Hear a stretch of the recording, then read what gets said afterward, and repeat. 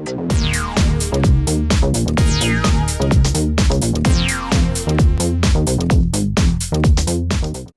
guys, how's it going? Stoutman coming back at you, and this time from obviously a different location.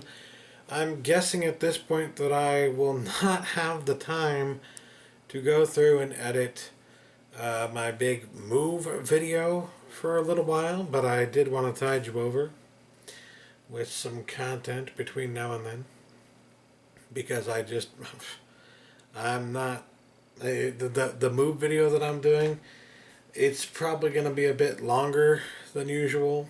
I did like a 20-minute leaving Portland section of it, and then getting here and figuring out where things go and what not and all that stuff. I'm still in the process of figuring all that out. So, like, for instance, the way you're seeing me now, you might not see me this way again ever, for all I know. At least not after this week. So, I don't know. Things are going to change again before they are complete. But for now, I figured I would show you. Before leaving Portland, I made some interesting pickups, kind of as my goodbye Portland kind of thing on my jig. I got 3 titles off of Amazon, and then the rest I found at a secondhand store that I like to frequent, in Portland at least. I won't be able to frequent that secondhand store anymore unless I drive down to Portland, which, well, who knows, maybe that'll happen in the future, but for now it's not happening anytime soon. Being said, I decided to go ahead and get fried green tomatoes here for $4.50. I know, an adult nerdy guy like me owning a movie like this is kind of weird. I get it. I got it. I understand. But it's a really good movie, okay? I don't care what anybody says. It's actually a really good movie. When it comes to the quote-unquote chick flicks, as everybody likes to call them, this is one that I actually think is really well done. Very excellent story and all that, and pretty goddamn good acting as well. So, yeah, to get the extended version, that's already a really long movie to begin with. How long is the extended version? 2 hours and 17 minutes. Awesome movie. Glad I have in my collection for $4.50. And then on Amazon I picked up, for about the same price in fact, this one was used obviously because it's a Disney title, but for about $4.50 I went ahead and picked up The Muppets here on Blu-ray. It's not the Ultra Special Deluxe 3D version or whatever the fuck, but it is the movie with the first and second disc, the second one being the DVD, and then the first one being the Blu-ray with all the special features on it. From what I could tell at least, the 3-disc set, the third disc is a digital copy, and yeah, there are, to my knowledge, there are no other special features that I'm missing out on there. The only thing I would want to get with this is that Muppets album, the one that had a bunch of different musical guests and whatnot. I like that. I've heard it before and I enjoy it. And yeah, glad to have this in my collection for a pretty goddamn good price, if I do say so myself. That's one that I found through doing that little thing on Amazon where, you know, sort by lowest price kind of thing. Another one that I found through those means, another Disney title I might add, was Cars. I've got Cars finally in my collection. It wasn't really my favorite Pixar movie. I did enjoy it, but it wasn't like one of my favorites, so it wasn't something that I felt like I had to run out and get immediately or pay top dollar for or anything like that. So I was happy to pay about, it was $6 and some change, I think. Yeah, anytime you can get a Pixar movie for less than $10, it's a pretty goddamn good deal. As I went over last time with Monsters, Inc., which I've actually since watched while waiting for my internet to come back since I got here, because, you know, when you don't have internet and you can't do work or anything like that, it's like, what else are you going to do? Watch some Pixar movies. But yeah, $6 and some change for Cars on Blu-ray, pretty good deal. I don't know if there's another edition out there with more special features. I don't care. I paid $6. Uh, that being said, that is all that I got from Amazon, and the rest of the titles that I picked up were from Everyday Music, which I will miss. And if you ever get a chance to go to Portland, Oregon, I mean, everybody likes to go to Powell's and all those kind of like, ooh, this is Portland places, right? If you really want to see Portland, there are two places I highly recommend, all right? I highly recommend Ground Control, first of all. Ground Control, I guess I'll lay out three places, but Ground Control is, of course, the barcade arcade that they have there with a bunch of old school, like Donkey Kong and Frogger, mixed with like 50 plus old school original pinball tables that are in really good condition, mixed with like arcade cabinets like your Ninja Turtles, your Simpsons. They got a 5-player X-Men arcade game, I think. It's either 5 or 6 player. But yeah, it's crazy. They've got so much awesome stuff there. And you don't have to pay a cover charge to get in. And it's only 25 cents per play. It's the way an arcade should be. And it's fucking beautiful. So, yeah. Definitely check out Ground Control for that reason alone. Another place I would suggest is in Lloyd Center Mall. They have a Suncoast. Yes, a lot of you Blu-ray and DVD enthusiasts will recognize that name, Suncoast. Yes, you pay out the nose, but they frequently have stuff you wouldn't find anywhere else. And they still have an operating, functioning Suncoast in that mall in Portland, Oregon. I noticed that Kevin Smith did like a Facebook post about that recently, and I was just like, yeah, I've been there actually. Like I really like the fact that there's still a Suncoast there. But anyways, the other store that I would recommend visiting is Everyday Music, because in addition to all of the like records that they have and the CDs that they have and all the great prices they have on all of them, in addition to all that, in addition to the fact that you can buy like record players, there's shit to clean your records, you can buy deluxe special edition box sets of records. This is like the record store you want to go to in that area, essentially, the music store you want to go to. In addition to all that, they have a bunch of Blu-rays and DVDs and stuff like that, and sometimes you'll find some really awesome stuff like I did before I left. So without further ado, let's go ahead and show you. I think I'm going to show you from least expensive to most expensive, because it'll be more comical that way, because I get to show you first off The Blind Side. I ended up getting the rental copy of The Blind Side for $1. Yeah, I mean, I like the movie enough that I'm like, okay, I'll probably watch it once or twice more in my life or something like that. And I don't want to have to pay out the nose for that, so to get the rental copy for $1, alright, that'll do it. Sure, why not?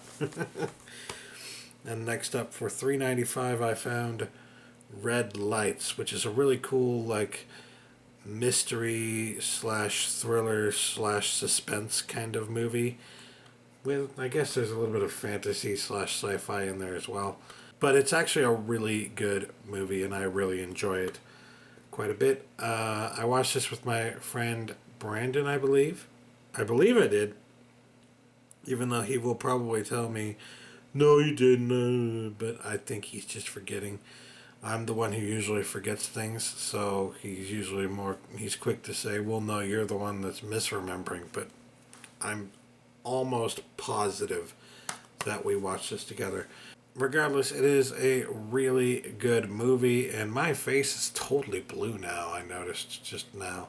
And yeah, I've seen this floating around for between $3 and $5 before, new, but I never had the chance to get it because like those prices were only ever at like Fry's Electronics, and there just aren't enough stores in the there aren't enough Fry's stores in the United fucking States, especially not within like traveling distance for me, ever. So to get this for $3.95 used, pretty good deal. Check the disc; it's in good shape. Next up, I got used for $5. Ironically, because I was like, this is my price point on this, and I was like waiting until I found it for this price. Little did I know, it would go on sale for this price literally the next week. Had I known, I would have waited, but I elected to go for the used copy of The Great Gatsby here for $5. At least I paid the same price, and that was my price point for this one, was $5, because quite honestly I think it's probably the best interpretation of the story on film to date, but there are still a lot of problems with it. Most notoriously is like the weird musical choices. This story, I should say, is like a time capsule to the roaring 20s, and it shows you what a certain cast of people were like during a certain time period in a certain culture, and they don't really do it justice in as much as they should, especially when they're playing music that is not of that time period in this movie. And it really got on my nerves because I've read this book so many times, and I'm just like, that does not at all fit with Great Gatsby. But everything else about the movie they got absolutely right, so I couldn't really complain. Especially DiCaprio was just the perfect Gatsby. I loved him. But yeah, I would have liked to see. Honestly, Tobey Maguire probably wasn't the best Nick. There could have been a better one, because I feel like there's something to this concept that Nick is uh, he's a fallible character. He is the narrator of the story, but he's also just as open to sinning and lying and doing crazy shit as everybody else in this world, but he likes to paint himself like he's above them or better than them, morally speaking, when in reality he does a lot of things that prove he is not above them morally. So I feel like that in and of itself has a lot to do with what Americana is, what it means to be an American, and sadly, but that kind of criticism, that kind of deep character development that you find in this story is what makes The Great Gatsby so fucking good. And you just don't get that sense from this character in this movie. So although I liked it, I felt like it could have been so much better. It needs to be so much better, and $5 was my price point on that. Sorry I talked your ear off about The Great Gatsby. I'm an English major. I read that book so many goddamn times. I have a lot to say about it, okay? Next up here we have Haunter. Another one here for $5. And another one I believe I watched with Skinslip, but I might have watched it on my own, not having realized, or with somebody else. But either way, yeah, I really, really liked this movie. I felt like it was absolutely excellent. It's not exactly what you're thinking it is, but it's still really, really good. It's basically a haunted house story, yes, but it's a twist on the haunted house story. And I wouldn't say the twist is necessarily like the best twist you're ever going to see in a horror movie, but I'm a sucker for suspense. I'm a sucker for this kind of movie. So even the bad ones I enjoy, and I wouldn't say this is bad. I'd say this is pretty damn good, but I don't necessarily think it's the best horror movie or anything like it that you're gonna see. I just think it's damn worth watching and a lot of fun, and I'm happy to pay $5 to have it in my collection because I know I'm going to watch it again.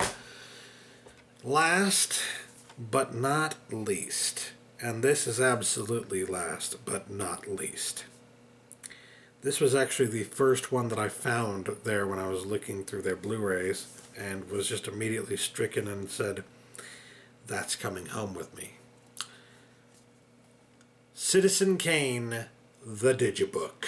The 70th anniversary edition of Citizen Kane Digibook, which, as you can see, has the movie on the Blu-ray here, and the booklet, a little booklet here. I don't know if it's the same size as the one you get in the Ultimate Collector's Edition, but yes, here you also have the battle over Citizen Kane.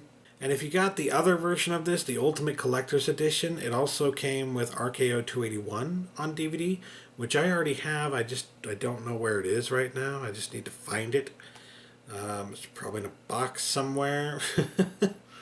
But yeah, I have that actually because a friend of mine here on YouTube sent it to me, and I watched it and I absolutely loved it. And well, I guess what I'm saying is I didn't need that little extra that's in the Ultimate Collector's Edition, so to speak. And the only other thing that came with the Ultimate Collector's Edition, at least initially, was the Magnificent Ambersons, which you can actually get on DVD separately. So to get this Digibook for $19 was actually a really good deal. But what I was thinking about it initially was, I've seen this particular set on eBay and Amazon going for upwards of over $50 fucking dollars because it's out of print. And so when I saw an out of print title up on the shelf like this that I had previously seen online going for like $50+ and the price tag was $19, you damn Skippy, I pulled that down off the shelf immediately. That's coming home with me. You could tell they had not really looked over these in a while and they did not know what they had. So, yeah, I got lucky because usually they're really good about that stuff, but I caught them slipping. Here. Citizen Kane, I've needed to get this in my collection for the longest time, and I just held off on it, thinking, well, it'll always be around. Then, like, I think just earlier this year, suddenly it went from being $15 all day, every day on Amazon to $50. And that's when I knew, oh shit, it's no longer in print. You know, I keep waiting on some of these titles to go down in price, hoping and praying that they will, hoping and praying that I'll get a really good deal on them. And sometimes, with certain titles, it never happens.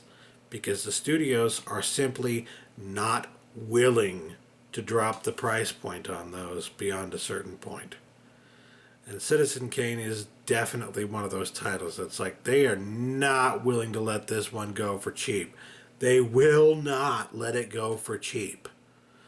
The funny thing about it, though, the Ultimate Collector's Edition, which comes with more content, I might add, it comes with more content than this, goes for about $30 to $35 on average on Amazon and eBay respectively right now. This edition, the Digibook, because everybody's so fucking Digibook crazy for some goddamn reason, goes for $50 to $75.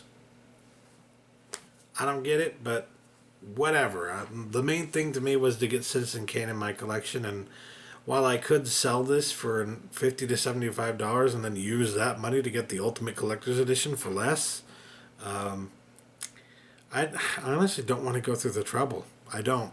Because I'm like, well, I finally have it in my collection. Why fucking bother? Why? Just doesn't make sense. So yeah, ultimately, I now have Citizen Kane in my collection, and I'm just not going to bother to sell it. I know that'll piss some of my fans and friends off, but whatever. Anyways, that'll do it for me as I am turning blue once again. And now I'm not so blue again. But yeah, that's it for me. That's what I got before leaving Portland. And now I'm going to go over what I got when I came here. So yeah. come back to the next video to see what my first pickups in the new place were. Catch you later. Peace.